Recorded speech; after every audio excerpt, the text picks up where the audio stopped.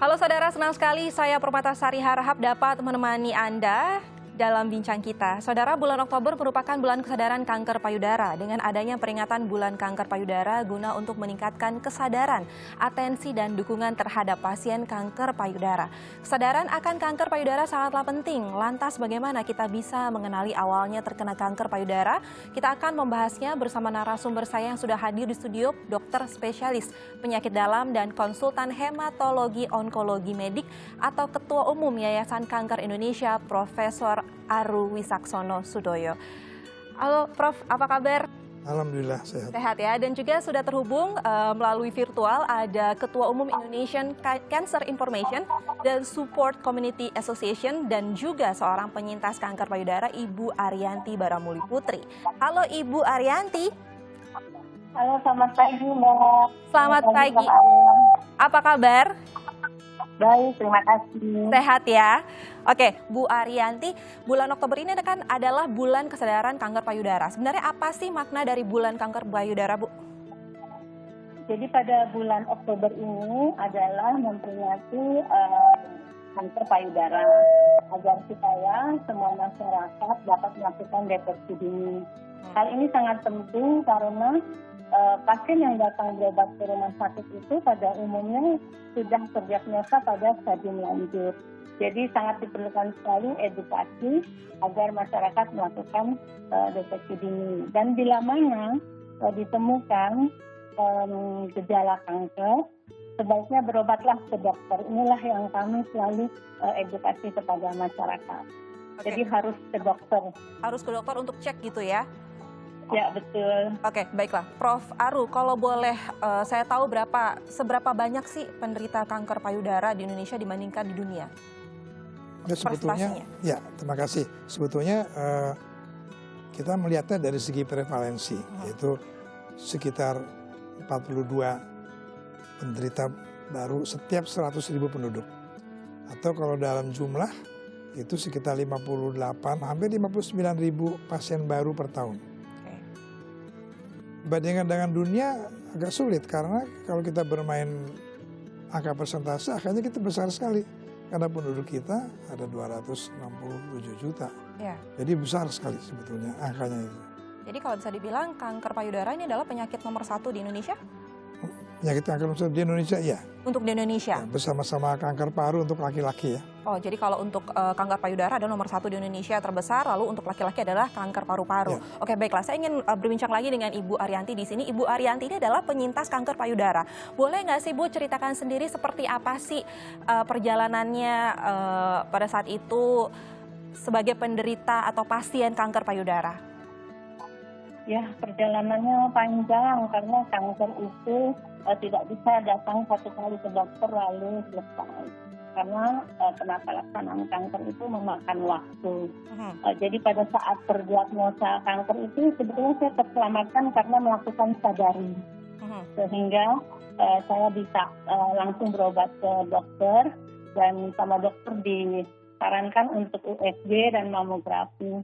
Sehingga saya bisa mendapatkan pengobatan yang baik dan tidak terlambat. Karena memang sebenarnya dengan adanya informasi yang baik tentang kanker ini, inilah yang dibutuhkan pasien. Saat itu beberapa tahun yang lalu kami buta Mbak tentang informasi tentang kanker, kemana harus cari dokter, rumah sakitnya di mana gitu. Jadi informasi ini sangat perlu dan juga perlu dukungan dari sesama pasien maupun dari keluarga dan relawan. Oke, lanjut lagi dari untuk mengenal lebih dalam lagi mengenai kanker payudara ini ada subtipe-subtipenya di sini gitu ya, Prof. Aru ya. Oke, tadi kalau misalnya dari kanker payudara stadium lanjut ini ada subtipe HR positif, lalu juga ada HER2 negatif atau HER2 negatif. Apa sih sebenarnya definisi dari kanker payudara stadium lanjut subtipe HR positif dan HER2 negatif itu? Sebenarnya kita tidak berbicara stadium lanjut atau bukan ya, tapi kita sekarang sudah ketahui bahwa kanker payudara itu sebuah tumor itu terdiri dari berbagai subtipe. Bahkan dalam satu tumor sendiri ada berbagai subtipe. Nah, dalam beberapa sel kanker payudara itu ada protein tertentu yang nempel di dinding selnya itu namanya sel HER2. HER2. Nah, itu ada lagi yang tidak ada HER2 itu. Ini hanya salah satu dari protein-protein yang nempel di sel kanker yang menyebabkan kita mengenali ada beberapa subtipe tadi. Gitu. Oke, baiklah. Tapi penting nggak sih kita mengetahui kita masuk subtipe yang mana gitu sebenarnya? Amat sangat penting, bahkan kita sekarang sudah tidak boleh lagi menentukan obat apa sebelum kita mengetahui subtipe itu. Dengan pemeriksaan khusus, paling tidak subtipe yang besar adalah subtipe HER2 positif dan negatif, itu menentukan apakah kita boleh dan harus mendapatkan obat tertentu. Apa pendapat Ibu agar masyarakat Indonesia lebih sadar akan kanker payudara dan pasien kanker payudara? Ya, jadi melanjutkan tadi yang Prof. Aru sampaikan bahwa memang informasi itu merupakan hak daripada pasien agar mengetahui tentang penyakitnya dan bersama dokter bisa memilih terapi yang akan cocok untuk pasien karena tiap pasien itu berbeda-beda tergantung subtipenya dan juga besaran tumor dan sebagainya. Kepada masyarakat tentunya kami sebagai pasien sangat menghimbau agar bekerja sama juga kepada pemerintah dan seluruh stakeholder kanker karena dengan bekerja sama maka kita bisa menekan angka kematian dan angka kesakitan akibat kanker payudara. Oke, baiklah. Kita masih akan membahas mengenai apa saja sih yang perlu diketahui oleh pasien kanker payudara selama dalam perawatan dan juga seberapa besar kesembuhannya. Kita akan bahas sesaat lagi, jangan kemana-mana, kami akan segera kembali.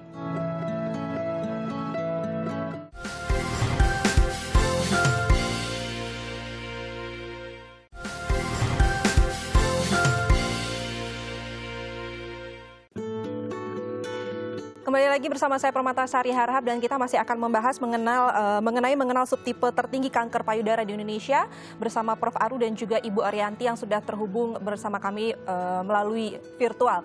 Mungkin saya akan bertanya lagi dengan Ibu Arianti. Bu Arianti, sebenarnya apa saja sih yang perlu diketahui sejak awal saat seseorang menderita kanker payudara dan apa yang perlu kita diskusikan dengan dokter gitu loh. Pertolongannya seperti apa? Jadi tentunya pada awalnya itu pasien itu sangat mempunyai beban psikologis yang sangat berat. Karena itu seperti tadi yang disampaikan kami memerlukan informasi. Untuk tahapannya itu kan melalui beberapa proses. Nah ini perlu sekali penjelasan. Tentunya dokter di sini adalah sebagai mitra pasien dan juga agar komunikasi berjalan dengan baik, maka hubungan antara dokter dan pasien ini sangat penting. Dalam hal ini komunikasi yang berjalan dengan baik. Oke. Hal-hal yang sangat diperlukan itu adalah misalnya seperti apa sih penyakitnya gitu.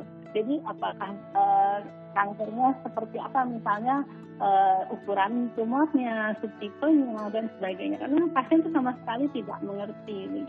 Oke, karena memang secara psikologis dia sudah sedih gitu ya. Jadi memang butuh sekali informasi-informasi yang jelas. Dan apakah seberapa penting sih sebenarnya pendamping bagi pasien kanker payudara, Bu Arianti? Nah, jadi di saat kondisi seperti itu, pasien selain dokter tentunya memerlukan dukungan dari keluarga dan juga dari relawan yang menyediakan dirinya menjadi pendamping. Nah, pendamping inilah yang perlu memberikan dampingan secara psikologis maupun informasi yang tepat. Jadi yang tepat itu yaitu sesuai penata laksanaan kanker. Oke, baiklah. Tadi juga Ibu Arianti menjelaskan gitu ya Prof. Aru kalau kita tuh penting banget ketika kita datang gitu ke dokter misalnya dengan psikologis yang mungkin udah aut-autan gitu ya bagi seorang wanita gitu untuk datang ke rumah sakit, bertemu dengan dokternya. Terus kita butuh pendamping dan juga penjelasan yang terbaik dari dokternya. Sebenarnya yang saya ingin tanyakan adalah faktor apa saja sih penyebab dari kanker payudara itu terhadap wanita? Ya, jadi sebelumnya saya sambung sedikit tadi kata-kata Ibu Arianti.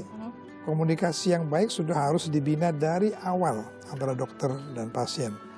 Dan himbauan saya kepada para dokter-dokter adalah selalu harus mau dan sabar menjawab pertanyaan para pasien. Nah sekarang kanker itu termasuk kanker payudara itu sebetulnya 90% itu berasal dari lingkungan, gaya hidup, dan kebiasaan. Hanya sekitar 10-15% yang diturunkan langsung melalui gen ya, secara genetik. Nah, jadi kita sebut mengenai faktor risiko. Ada dua macam faktor risiko. Faktor risiko yang tidak dapat diubah, yaitu misalnya bahwa pasien itu wanita, kedua usia, ya usia lanjut lebih besar kemungkinan kena kanker dan terutama kanker payudara. Dan itu tidak bisa kita ubah kan. Nah sekarang antara lain juga misalnya usia pada waktu menarche, pada waktu mens pertama kali muncul. Yang muda sekali itu lebih besar kemungkinan. Itu tidak bisa kita ubah. Yang tidak bisa kita ubah juga adalah payudara yang padat. Dan satu lagi, masih ada beberapa lagi, tapi intinya adalah bahwa hal-hal yang secara alamiah menjadi bagian dari kehidupan kita itu tidak bisa diubah. Nah, sekarang yang penting adalah faktor yang bisa diubah. Pertama, kita tahu bahwa dari 90% faktor lingkungan itu, maka 30% adalah mengenai merokok. 35% adalah makanan yang baik dan seimbang. 30% lagi adalah menjaga berat badan ideal dan olahraga. Terhindar dari obesitas gitu ya. Dan kita juga bisa mengubah beberapa hal, yaitu gaya hidup kita. Tentunya tidak boleh merokok. Kalau merokok harus berhenti. Kemudian hati-hati dengan penggunaan hormon.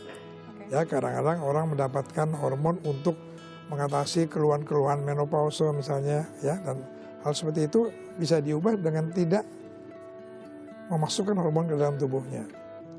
Ya, jadi beberapa faktor yang bisa diubah itulah yang sebetulnya akan menurunkan angka kejadian kanker itu sendiri. Menurunkan angka resiko terkena kanker payudara. Menurunkan faktor risikonya, berarti menurunkan angka kankernya sendiri. Menurunkan angka kejadiannya. Gitu. Tapi baiklah, kita mengingat memang kanker payudara ini adalah penyakit nomor 1 tertinggi di Indonesia, gitu ya. Mengingat memang juga jumlah wanita di Indonesia lebih banyak dibanding negara lainnya, gitu ya, Prof ya. Kalau kita bilang tadi ada faktor-faktor resiko di sini, ada faktor yang bisa dirubah dan tidak bisa dirubah. Berarti kan kita bisa mencegah itu untuk menekan angka kanker payudara itu dengan merubah itu tadi, gitu, tidak merokok dan lain-lain. Tapi kalau misalnya genetik, banyak yang bilang kanker itu adalah penyakit genetik. Itu sebenarnya benar apa enggak sih? Istilah genetiknya yang berbeda. Penyakit itu adalah penyakit genetik, betul, tapi bukan genetik dalam arti diturunkan. Genetik karena pada kanker itu yang rusak adalah gen dari sel tertentu sehingga menjadi kanker. Tapi bukan berarti diturunkan. Yang diturunkan tidak banyak.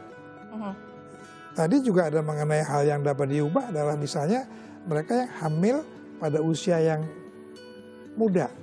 Itu kan bisa kita ubah dengan memasang angka usia perkawinan pada seorang wanita yang sekarang ditetapkan oleh pemerintah itu sudah bagus. Mereka yang menikah pada usia muda sekali itu lebih besar kena kemungkinan kanker payudara. Jadi hal seperti itu yang namanya faktor-faktor risiko yang bisa kita ubah. Kita bisa menata, kita bisa mencegah, dan kita bisa membuat itu tidak terjadi. Sebenarnya banyak hal-hal yang bisa kita tata dan kita ubah supaya tadi yang disebut sebagai environment atau lingkungan, gaya hidup, kebiasaan, dan hal-hal yang berhubungan dengan kegiatan maupun habit gitu. Karena memang semua wanita punya resiko terkena kanker payudara gitu ya, Prof, bisa dikatakan ya sebenarnya ya. Ya, dikatakan punya resiko secara umum, tapi kita bisa menekan itu semua dengan merubah gaya hidup dan lain-lain itu ya. Kita bisa mencegah malah. Baiklah, kita akan ngobrol lagi dengan Ibu Arianti nanti sesaat lagi juga Prof Aru, tapi setelah yang satu ini jangan kemana-mana, kami akan segera kembali.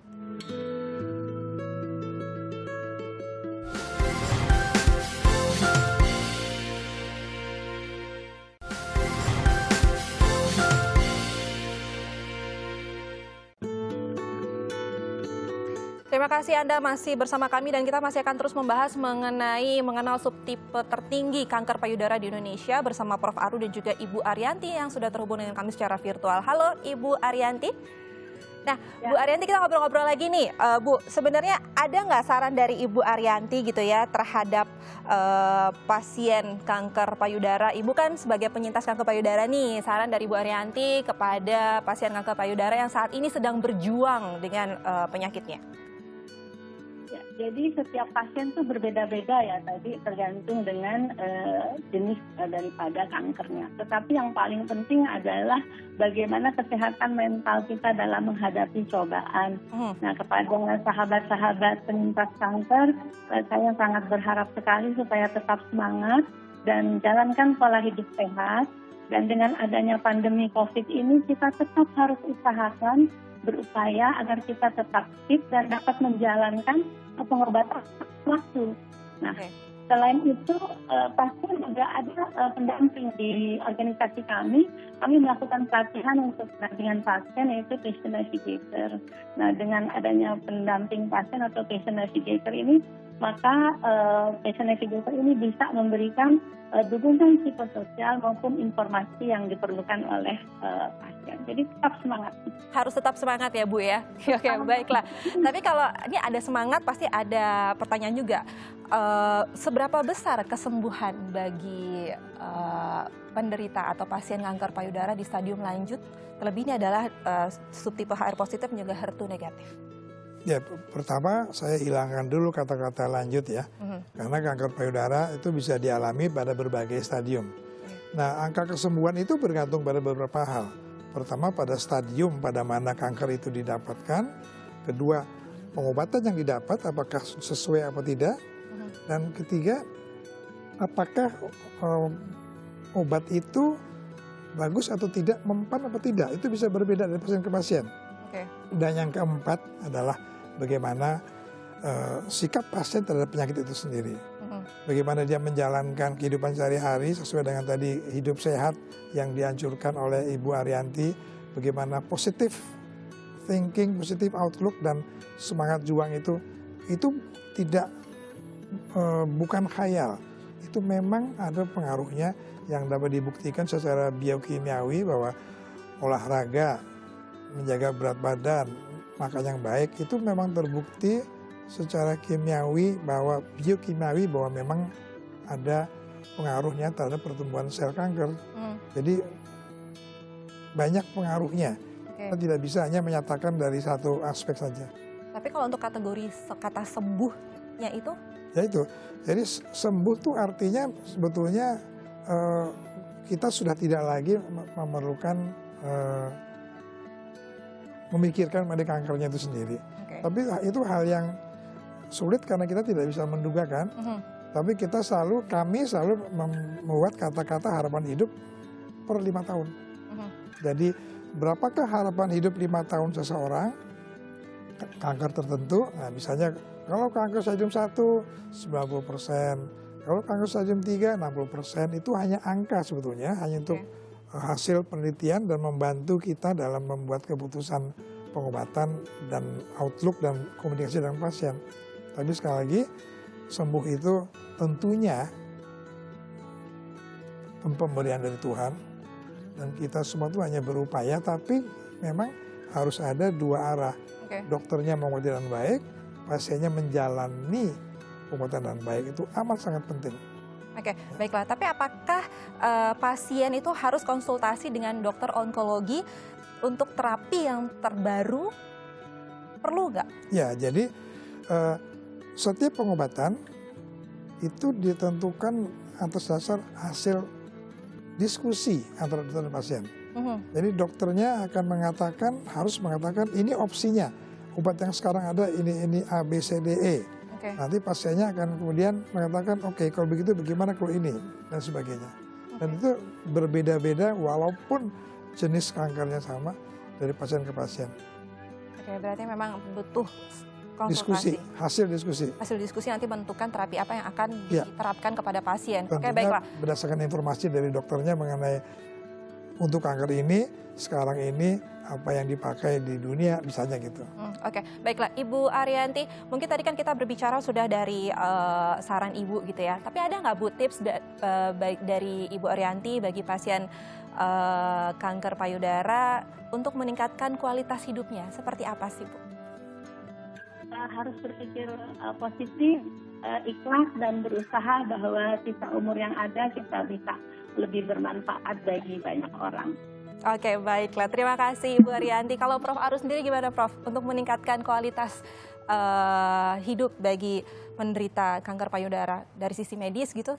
Sebetulnya kualitas hidup itu juga tentunya pertama-tama berdasarkan psikologis juga. Tadi seperti yang Ibu katakan tadi, positif, pemikiran positif. Tapi lalu kita melihatnya dari 3 hal tadi. 3 hal utama yang merupakan faktor yang dapat mengurangi kanker itu sendiri. Olahraga yang teratur, makan yang baik, dan menjaga berat badan serta berobat sesuai dengan apa yang sudah disepakati bersama dengan dokternya. Dengan gitu kualitas hidup itu juga menentukan bagaimana outcome atau bagaimana nanti hasil akhirnya. Oke, berarti memang yang harus kita terapkan sebenarnya positif dulu gitu ya. Kita harus tetap berpikir positif seperti apa. Lalu kita juga butuh konsultasi yang baik juga dengan dokternya untuk menentukan terapi apa yang tepat untuk pasien payudara tersebut. Oke, mungkin boleh Prof disampaikan kembali apa saja yang perlu kita cegah agar kita terhindar dari kanker payudara sebelum menutup acara ini. Apa saja kita cegah? Ya, apa yang harus kita lakukan agar kita terhindar dari kanker payudara, khususnya untuk para wanita di Indonesia? Saya ulangi lagi, tiga aspek utama atau komponen utama dari kehidupan kita sehari-hari yang kita jaga. Pertama adalah berat badan ideal, olahraga teratur, dan makan yang baik. Makan yang baik ini besar sekali. Ya. Makan yang baik bukan berarti hanya gizi yang baik, tapi pemilihan makan yang baik. Tentunya jangan merokok dan kita menghindari bahan-bahan yang artificial, ya seperti daging yang diproses, corned beef segala macam, sosis. Walaupun sosisnya sosis ayam itu adalah processed food yang harus kita hindari dan sudah dinyatakan oleh WHO sebagai karsinogen. Jadi gaya hidup itu multifaktorial sebetulnya. Jadi kita hindari apa yang memang bukan menjadi aspek alamiah dari tubuh kita tadi. Olahraga, berat badan teratur, makan yang baik, merokok kita tidak usah bahas lagi. Oke, itu sudah pasti efeknya tidak baik gitu ya kalau merokok.